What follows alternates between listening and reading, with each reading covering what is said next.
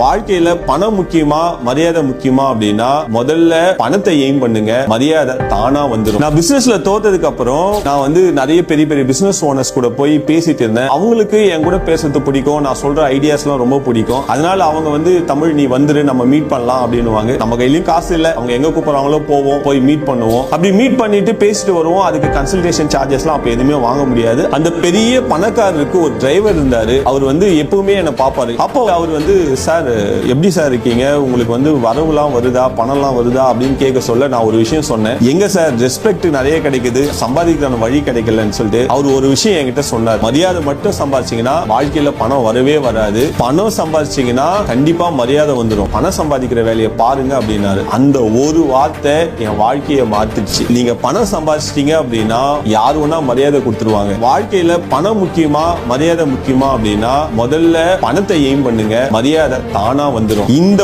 ஒரு வார்த்தை என் வாழ்க்கையை மாத்திச்சு, உங்க வாழ்க்கையை மாத்தும்னு நினைக்கிறேன். All the best.